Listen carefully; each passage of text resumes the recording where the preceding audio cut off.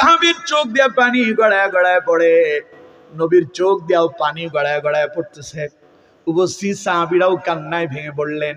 আমার বন্ধুগণ, আল্লাহ পাক বলছেন, ওয়াইযা বুশিরা আহাদুহুম বিল উনসা যাল্লা ওয়াজহুহু মুসওয়াদ্দান ওয়া হুয়া কাযীম। আল্লাহ রাব্বুল আলামিন বলছেন, ও দুনিয়ার মানুষেরা শোনো, আমার নবী মুহাম্মদ সাল্লাল্লাহু আলাইহি সাল্লাম তিনি যখন মক্কা নগরীতে আগমন করেছিলেন, তখন মক্কার অবস্থা কত ভয়ানক ছিল। মক্কার অবস্থা কত ভয়ানক ছিল। আল্লাহ পাক বলছেন, তখন মক্কায় যখন কোনো ব্যক্তির কোনো কন্যা সন্তান ভূমিষ্ঠ হতো, আর তার বাপের যখন শোনানো হতো তোমার একটা মেয়ে হয়েছে, তোমার একটা কন্যা দুনিয়ায় এসেছে, আল্লাহ রাব্বুল আলামিন বলছেন, যাল্লা ওয়াজহুহু মুসওয়াদ্দান ওয়া হুয়া কাযীম। কন্যা সন্তানের এই সুসংবাদ পাওয়ার পরে বাপের চেহারা মলিন হয়ে যেত, বাপ দারুণ টেনশনে পড়ে যেত। আল্লাহ পাক বলছেন, ইয়াতাবারা মিনাল কওমি মিন সু মা বুশিরা বিহি আয়ুমসিকুহু আলা হুনিন আম ইয়াদুসসুহু ফিত তুরাব।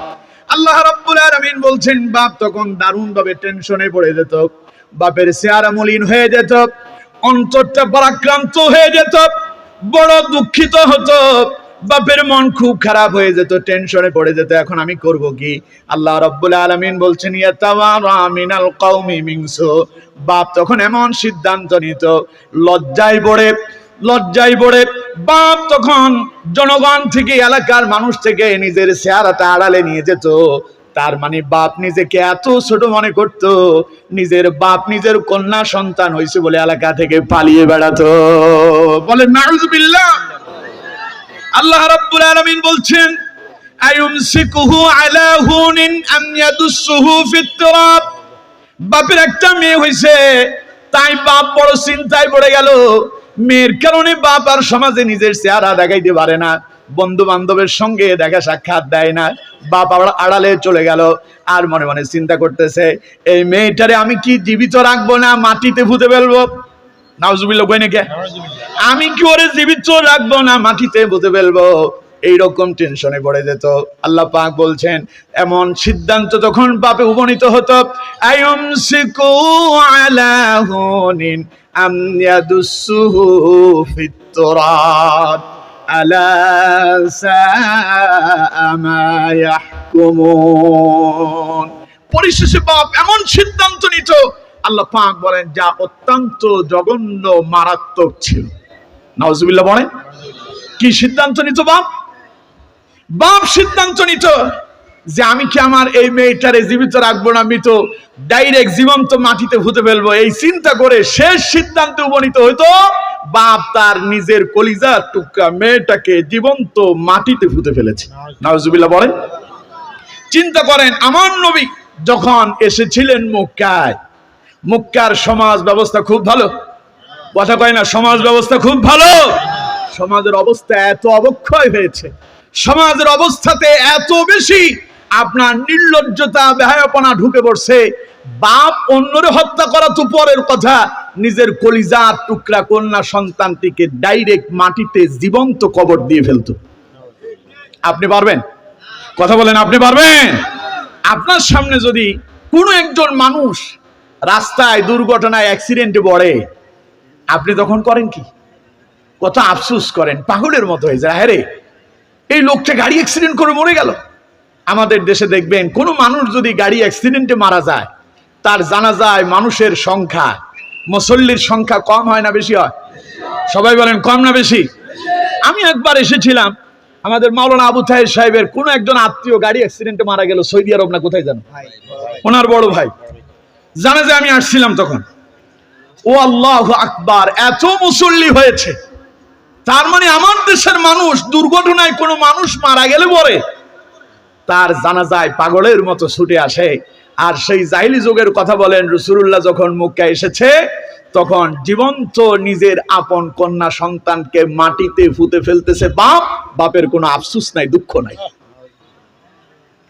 তাফসীরে কুরতুবীতে এসেছে, নবী করিম সাল্লাল্লাহু আলাইহি সাল্লামের একজন সাহাবী ঈমান আনার পরে রাসূলুল্লাহর মজলিসে মন খারাপ করে বসে থাকেন, মাঝে মধ্যে শুধু কান্না করেন, চোখ দিয়া পানি গড়ায় গড়ায় পড়ে।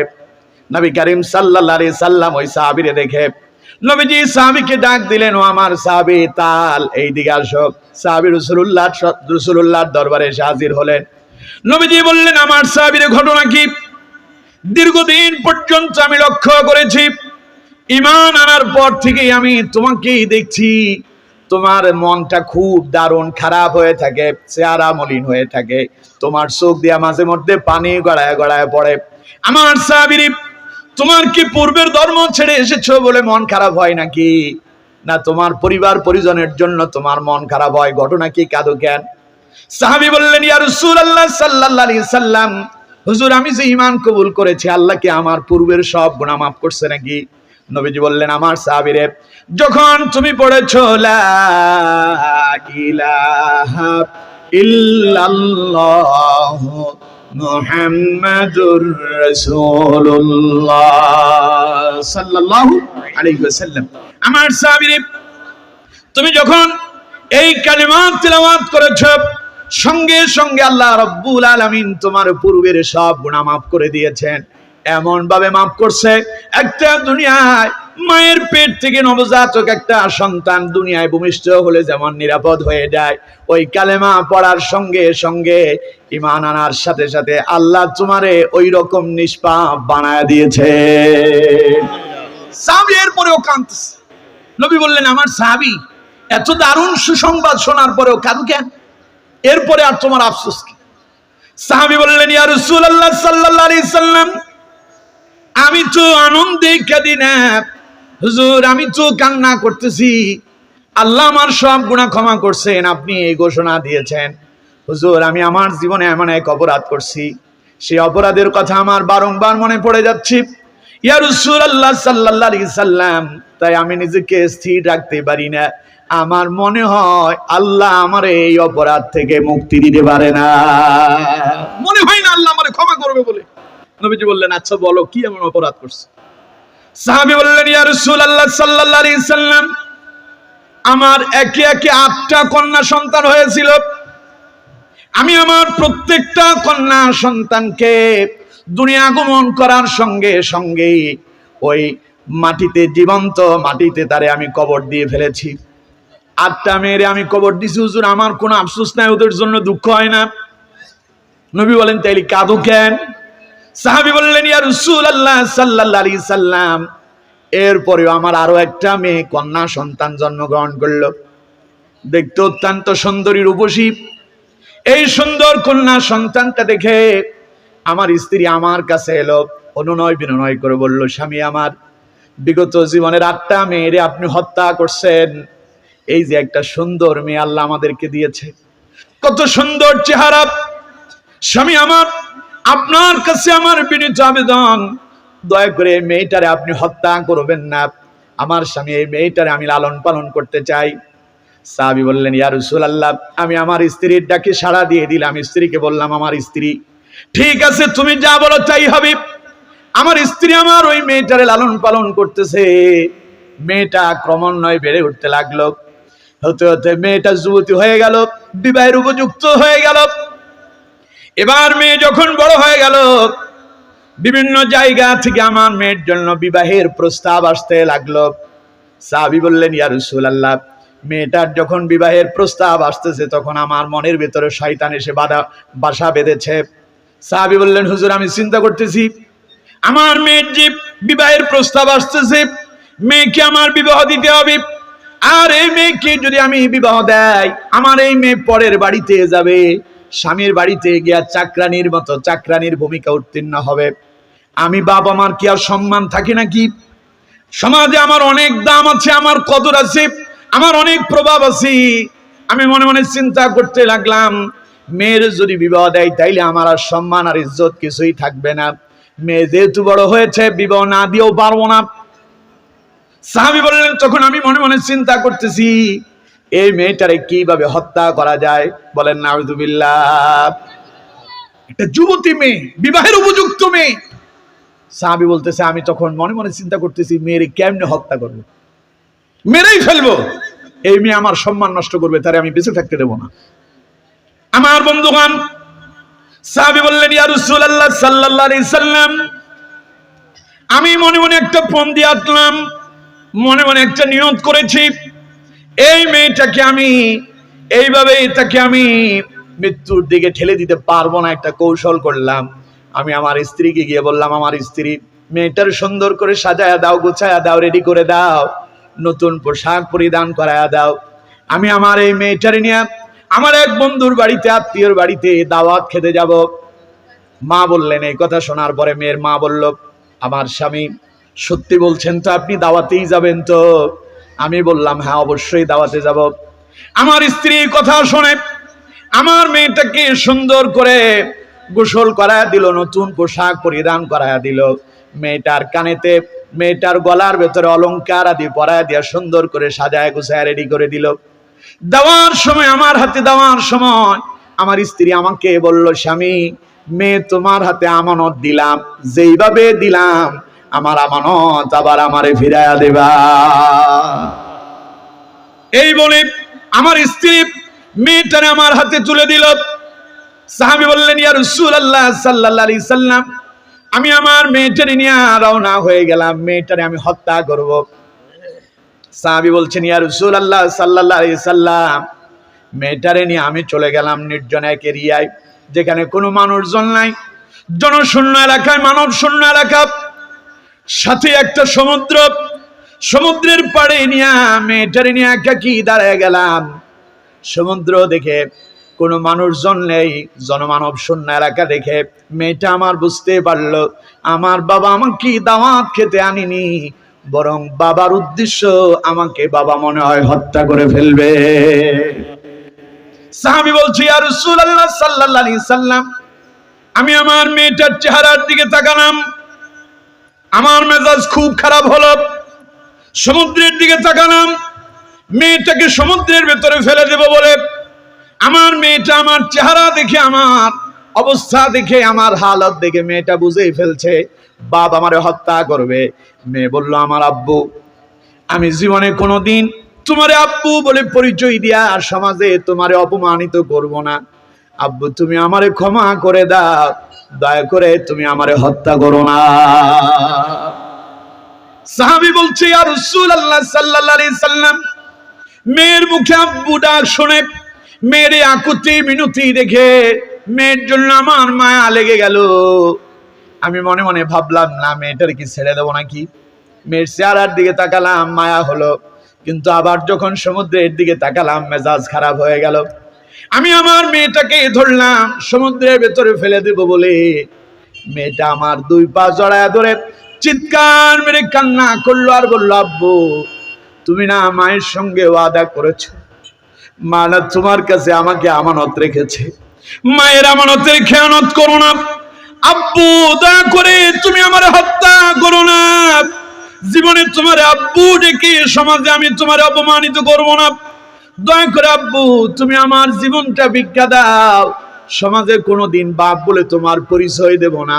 সাহাবী বললেন, ইয়া রাসূলুল্লাহ, মেয়েটার জন্য আমার আবার মায়া লেগে গেল। মেয়েটারে আকুতি মিনতি দেখে মেয়েটার চেহারার দিকে তাকায় মায়া লেগে গেল। এরপরে আবার যখন সমুদ্রের দিকে তাকালাম আবার মেজাজ খারাপ হয়ে গেল। সাহাবী বলছে, ইয়া রাসূলুল্লাহ, শয়তান আমার উপরে এমন ভাবে আসর করছে, আমি আর নিজেকে কন্ট্রোল করতেই পারলাম না, মেয়েটারে ধাক্কা দিয়া সমুদ্রের ভেতরে ফেলে দিলাম। আমার মেয়েটা সমুদ্রের ভেতরে পড়ে গেল। সমুদ্রের ভেতরে পড়ে মেয়েটা ঢেউয়ের সঙ্গে হাবুডুবু খেতে লাগলো।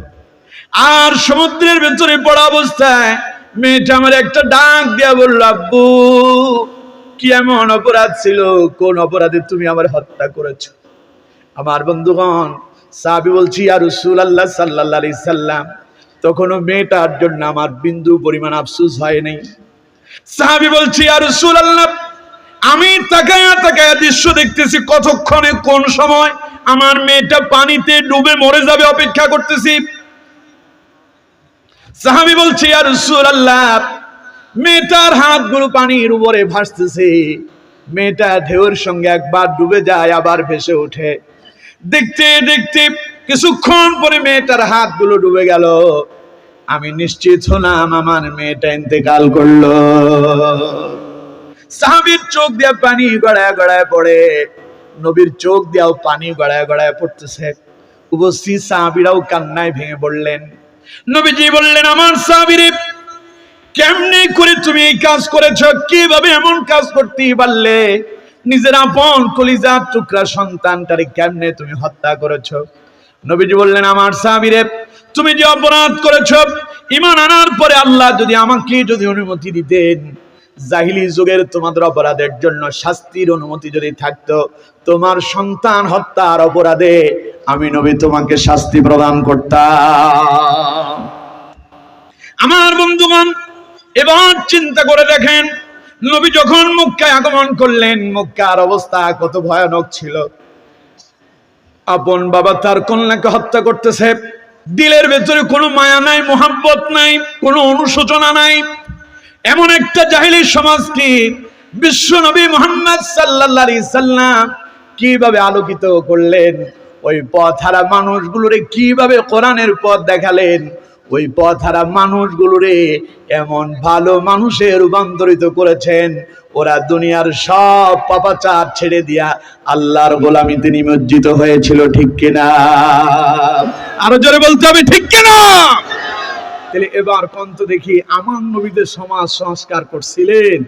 জাহিলিয়াতের এই যে অন্যায় অপরাধ আমার নবী এগুলোকে মাটিতে পুঁতে ফেলেছেন, এমনি এমনি করছেন। কি দিয়া?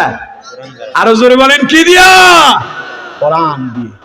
আমার বন্ধুগণ, মক্কাতে ছিল চুরি, ডাকাতি, জিনা, ব্যভিচার, রাহাজানি, খুন, এমন কোন অন্যায় নাই যা মক্কায় চলে না।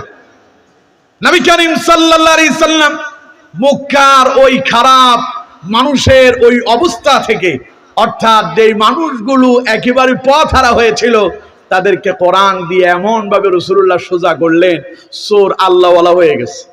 সুবহানাল্লাহ কয় না? কে? সন্ত্রাস ভালো মানুষ রূপান্তরিত হয়েছে। ওমরের কথা কে না জানে? ওমর আসছে রাসূলুল্লাহর ঘাট থেকে মাথা আলাদা করবে। সে ওমর নবী করিম সাল্লাল্লাহু আলাইহি সাল্লামের দরবারে এসে এমন ভাবে ইসলাম কবুল করলেন, সে ওমরের ইসলামের উপরে আল্লাহ এবং রাসূল এত বেশি খুশি হয়েছেন, নবী করিম সাল্লাল্লাহু আলাইহি সাল্লাম ওফাতের পূর্ব মুহূর্তেই ওমরের ব্যাপারে বলেছিলেন, আনা খাতামুন নাবিয়্যিন লা নাবিয়্যা বাদি। নবী বলছেন, আমি শেষ নবী, আমার পরে আর কোন নবী আসবে না। আমার পরে আল্লাহ যদি কারোর নবী বানাতো, লাকানা উমরুন, ওমরই নবী হয়ে যেত। সুবহানাল্লাহ। সেই ওমর যে রাসূলুল্লাহর হত্যা করতে আসছে, সে ওমরকে আল্লাহ কোরআনের আলোয় এত বেশি আলোকিত করলেন, নবী কয় আমার পরে কেউ নবী হইলে ওমরই নবী হয়ে যেত। সুবহানাল্লাহ কয় না? কে? আর সেই ওমর যখন ইন্তেকাল করলেন, নবী করিম সাল্লাল্লাহু আলাইহি সাল্লামকে এত বেশি ভালোবেসেছিলেন ওমর, আল্লাহ পাক বলেন, ওমর রে, তুই আমার নবীর আদর্শ জীবনটারে আলোকিত করলি, আমার নবীর আদর্শ দিয়া নিজের জীবনটারে সাজালি, আমি আল্লাহ তোর বঞ্চিত করব না। আল্লাহ পাক হযরত ওমরকে নবী করিম সাল্লাল্লাহু আলাইহি সাল্লামের রওজার বাম পাশে চিরনিদ্রায় ঘুমানোর জন্য জায়গা তৈরি করে দিয়েছেন। সুবহানাল্লাহ। তিনি এবার কন্ত সেই ওমর ফিরে এসেছিল কিসের কারণে? আরো জোরে বলেন, কিসের কারণে? তাহলে এবার বলেন, সমাজ সংস্কার করার জন্য কোরআনের দরকার আছে না নাই? আমার দেশের, আমাদের সমাজগুলোতে চাঁদাবাজি আছে না নাই? জুয়া আছে না নাই? হেরোইন আছে না নাই? ইয়াবাখোর আছে না নাই? আর রাষ্ট্রে তো কি আর বলবো, গোটা রাষ্ট্রটা দুর্নীতিতে সয়লাব হয়েছে। এখান থেকে বেরিয়ে আসা ফর্মুলা একটা, তার নাম, আরো জোরে বলেন, তার নাম। মানুষ যখন আল্লাহরে ভুলে গিয়া, মানুষ যখন দুনিয়া নিয়ে পাগল হয়ে যায়, বোঝা যায় এই মানুষগুলো অন্ধকারে ডুবে গেছে। এই অন্ধকারাচ্ছন্ন মানুষগুলোকে আলোর দিকে নিয়ে আসার জন্য আল্লাহ পাক বলেন, আমি এই কোরআন নাজিল করেছি। সুবহানাল্লাহ। কোরআনুল কারীম থেকে শুনুন, আল্লাহ পাক বলছেন, কিতাবুন আনজালনাহু ইলাইকা লিতুখরিজান নাসা মিনাজ যুলুমাতি ইলান নূর। পড়েন আল্লাহু আকবার। আল্লাহ রাব্বুল আলামিন বলছেন, আমার নবী কোরআনটা আমি খামোখা নাজিল করি নাই, কিতাবুন আনজালনাহু ইলাইক, নবী আপনার উপরে কোরআন নাজিল করেছি আমি এই জন্য, লিতুখরিজান নাস মিনাজ যুলুমাতি ইলান নূর, আপনি এই কোরআন দিয়া পথহারা মানুষদেরকে সঠিক পথের দিশা দেবেন, অন্ধকারে ডুবে থাকা মানুষদেরকে আলোর পথে নিয়ে আসবেন, অর্থাৎ জাহান্নামের দিকে ধাবিত হওয়া মানুষদেরকে কোরআন দিয়া বুঝায়া বুঝায়া জান্নাতি মানুষে রূপান্তরিত করবেন, ঠিক কিনা? তাহলে কোরআন আসছে আমাদেরকে আলোকিত করার জন্য, কোরআন এসেছে আমাদেরকে পরিবর্তন করার জন্য, কোরআন এসেছে আমাদেরকে পরিবর্তন করার জন্য, কোরআন এসেছে আমাদেরকে জান্নাতের দিকে নিয়ে যাওয়ার জন্য, ঠিক কিনা? আরো জোরে বলতে হবে, ঠিক কিনা? সময় আর 10 মিনিট নাকি? সময় আর 10 মিনিট, আর 10 মিনিট। এই 10 মিনিটে এবার আপনাদেরকে বলি, আমার যুবক ভাইয়েরা, যে যুবকেরা আজকে সচিবপাড়ার যুব সমাজ, অর্থাৎ এই সমাজের যুবকরা, তারা আজকের এই তাফসীরুল কোরআন মাহফিলের আয়োজন করেছে। এই যুবকেরা ইচ্ছে করলে এখানে কোরআনের মাহফিলের আয়োজন না করে এখানে মমতাজের মতো এখানে বিভিন্ন ধরনের নায়ক নায়িকা গায়ক গায়িকাদেরকে এনে এখানে অপসংস্কৃতির আয়োজন করতে পারতো, ঠিক কিনা? কথা বলেন, ঠিক কিনা? তা যদি এই যুবকরা করতো, আমরা কি তাদেরকে বাধা দিতে পারতাম?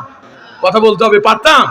কিন্তু যুবকরা গান বাজনার আয়োজন না করে, যুবকেরা সিনেমার আয়োজন না করে, যুবকেরা তাফসীরুল কোরআন মাহফিলের আয়োজন করছে, তার মানে এই যুবকেরা চায় সচিব পাড়ায় পরিবর্তন আসুক, সচিব পাড়ার মানুষগুলো কোরআনের আলোয় আলোকিত হোক, সচিব পাড়ার মানুষগুলো নামাজি হোক, সচিব পাড়ার মানুষগুলো আল্লাহর জান্নাতের মেহমান হোক, সচিব পাড়ার মানুষগুলো আল্লাহর আইন দিয়ে তাদের জীবন পরিচালনা করুক, ঠিক কিনা? জোরে বলতে হবে, ঠিক কিনা? তাহলে এখন এই যুবকদের ব্যাপারে নবী করিম সাল্লাল্লাহু আলাইহি ওয়াসাল্লামের মেসেজ আছে না নাই? আরো জোরে বলতে হবে, আছে না নাই?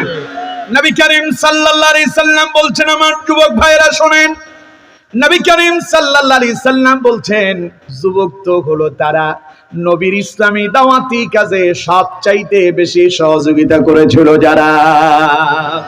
যুবকরাই রাসূলুল্লাহ দাওয়াতি কাজে সবচাইতে বেশি সহযোগিতা করছিল। ফলে বিশ্ব নবী মুহাম্মদ সাল্লাল্লাহু আলাইহি সাল্লাম বদরের প্রান্তরে রাসূলুল্লাহ বিজয় লাভ করেছেন, উহুদের প্রান্তরে বিজয় লাভ করেছেন। বিশ্ব নবী মুহাম্মদ সাল্লাল্লাহু আলাইহি সাল্লাম যেখানে বিপদে পড়েছেন, সেখানে যুবকেরা ঢাল হয়ে রাসূলুল্লাহর সামনে এসে রাসূলুল্লাহকে পাহারা দিয়েছিল, ঠিক কিনা?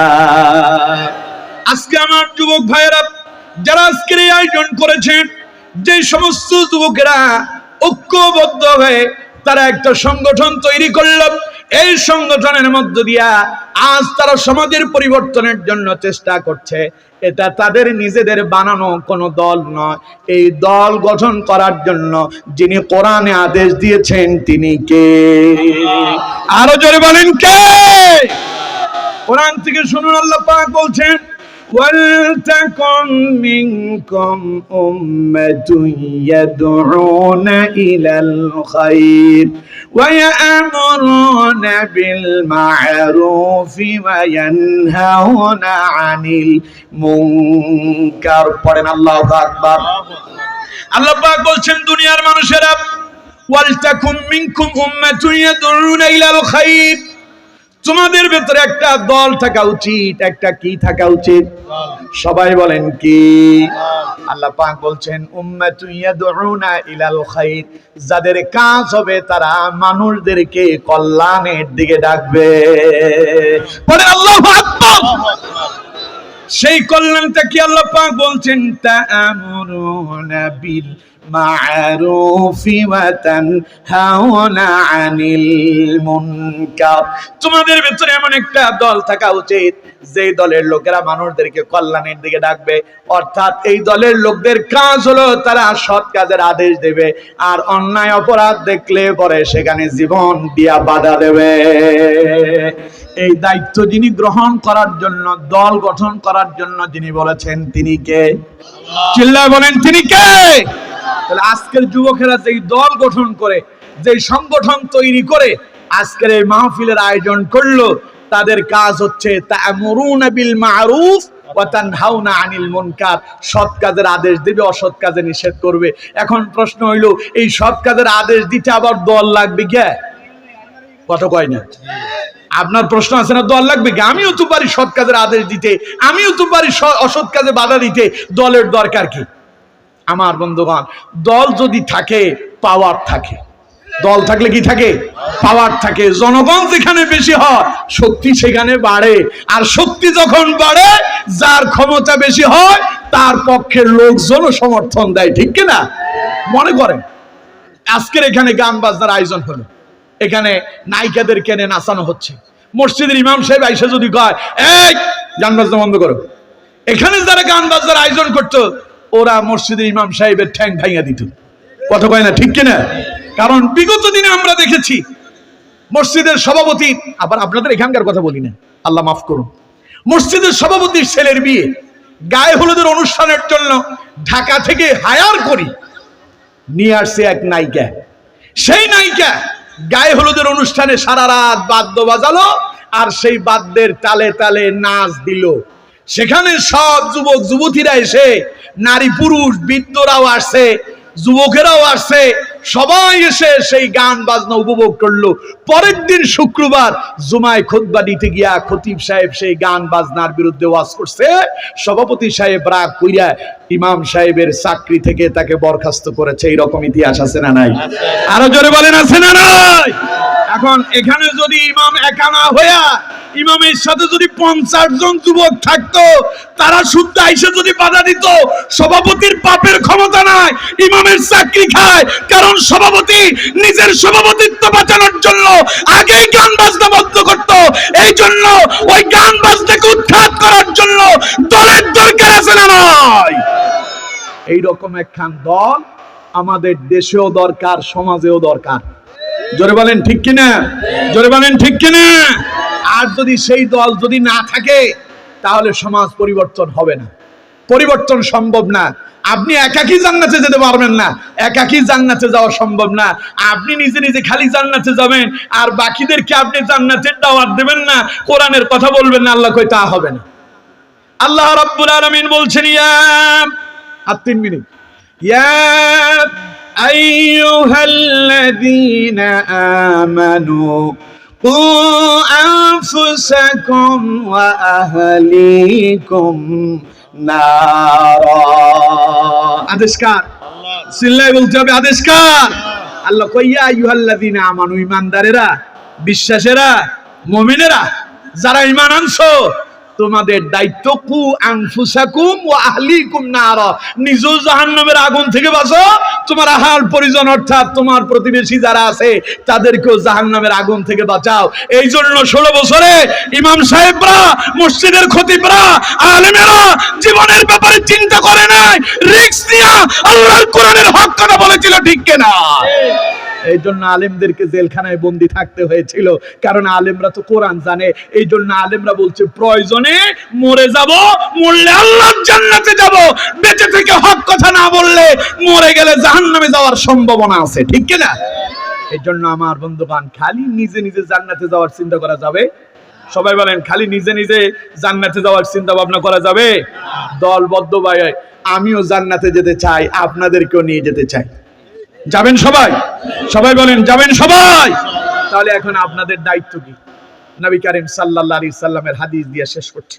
রাসূলুল্লাহ বলছেন, মান রাআ মিনকুম মুনকারান ফালইয়ুগাইয়িরহু বিয়াদিহি ফাইন লাম ইস্তাতি' ফাবিলিসানি ফাইন লাম ইস্তাতি' ফাবিকলবিহি ওয়া যালিকা আযআফুল ঈমান। সুবহানাল্লাহ। নবী করিম সাল্লাল্লাহু আলাইহি সাল্লাম বলছেন, এই সমাজের প্রত্যেক ব্যক্তি যারা এখানে আছেন, ডানে বামে সামনে পেছনে, সবার দায়িত্ব। নবী করিম সাল্লাল্লাহু আলাইহি সাল্লাম বলছেন, মান রাআ মিনকুম মুনকারান ফালইয়ুগাইয়িরহু বিয়াদিহি, তোমাদের সামনে প্রকাশ্যে যদি কোনো অশ্লীলতা হয়, অশ্লীলতা বুঝতেছেন তো? ওটা জুয়ার আসর হতে পারে, ওটা মদের আসর হতে পারে, ওটা গান বাজনার আসর হতে পারে, ওটা জেনার আসর হতে পারে। অর্থাৎ এক কথায় যদি কোনো খারাপ কাজ তোমরা দেখো, তোমাদের প্রত্যেকের নিজ নিজ দায়িত্ব হচ্ছে ফালইউগাইয়িরহু বিয়াদি, তোমরা তোমাদের হাত দিয়ে সেটাকে উৎখাত করে দাও, বন্ধ করে দাও। এই আদেশ দিয়েছেন মুহাম্মদ সাল্লাল্লাহু আলাইহি ওয়াসাল্লাম। এখন আপনি বলবেন হুজুর আমাদের সেই অ্যাবিলিটি নাই, সেই ক্ষমতা নাই, আমরা এটা করব কেমনে? আল্লাহর নবী বলেন এরপরেও তোমার দায়িত্ব শেষ না, দ্বিতীয় নাম্বার তোমার আরেকটা দায়িত্ব আছে। সেই দায়িত্বটা কি? নবী করিম সাল্লাল্লাহু আলাইহি সাল্লাম বলছেন ফাইল্লাম ইস্তাতি ফাবিলিসানি, হাত দিয়ে উৎখাত করতে পারো নাই, জেনারাইজন হচ্ছে বন্ধ করতে পারো নাই, গান বাজনার অনুষ্ঠান হচ্ছে বন্ধ করতে পারো নাই, জুয়ার আসর বন্ধ করতে পারো নাই, মদের আসর বন্ধ করতে পারো নাই।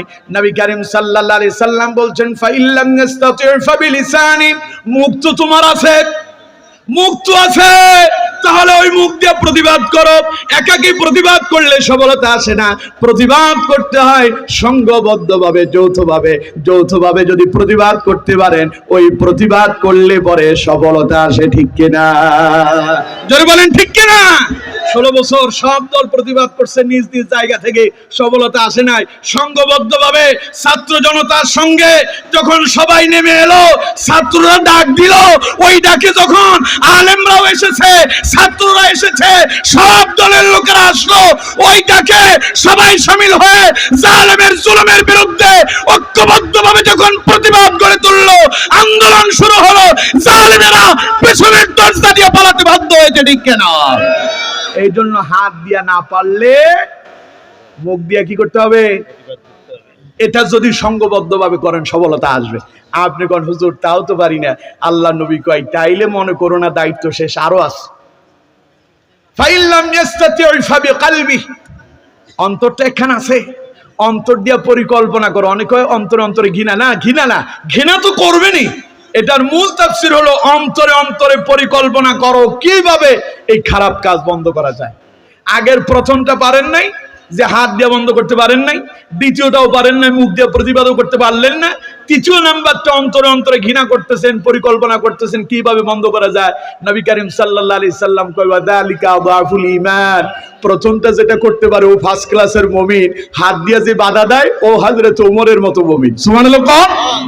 আর যে হাত দিয়ে পারে না, মুখ দিয়ে বাধা দেয়, নবীজি বলেন সে হলো সেকেন্ড ক্লাসের মুমিন। আর যেই লোক মুখ দিয়েও পারে না, অন্তরে অন্তরে পরিকল্পনা করতেছে, ঘৃণা করে, রাসূল বলেন ওয়াযালিকা আযাফুল ঈমান, এই হলো দুর্বল ঈমানদার। অর্থাৎ এর মতো এত দুর্বল আর কেউ নাই। এখন আমরা না প্রথম সারিতে আছি, না দ্বিতীয় সারিতে আছি, তৃতীয় সারিও আমাদের নাই। আমার দেশে যখন বিভিন্ন বাড়িতে গায়ে হলুদের অনুষ্ঠানে গান বাজনা হয়, আমার দেশের বাড়ির ঘরের পাশের লোকটা মুরব্বী বাধা দিলে কিন্তু কাম হইতো, অনেক পোলাপাইন করো গিয়া, আমি আমার জায়গায় গিয়া ঘুমায়া পড়ি, ঠিক কিনা? কথা বলেন ঠিক কিনা? তাহলে সমাজ সংস্কার হবে না। কিয়ামত পর্যন্ত নামাজ পড়া দোয়া করলেও কাম হবে না। আপনাদেরকে আসতে হবে, ময়দানে থাকতে হবে, অন্যায়ের বিরুদ্ধে প্রতিবাদ করতে হবে, সফলতা তখনই আসবে। এবার আমি আপনাদেরকে প্রশ্ন করি, সমাজ থেকে দুর্নীতি বন্ধ হোক, রাষ্ট্র থেকে দুর্নীতি বন্ধ হোক, সমাজের ইয়াবা বন্ধ হোক, মদের আসর বন্ধ হোক, জুয়ার আসর বন্ধ হোক, এটা কারা কারা চান? দুই হাত তুলে আল্লাহরে দেখা।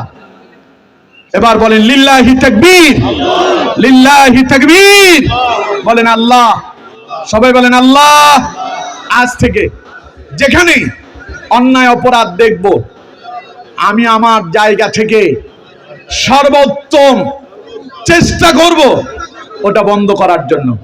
আল্লাহ তুমি আমারে তৌফিক দাও।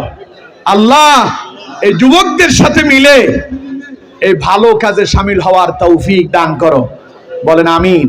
আরো জোরে বলেন আমিন। আল্লাহ তুমি আমাদের হাতগুলো কবুল করো। আরো জোরে বলেন আমিন।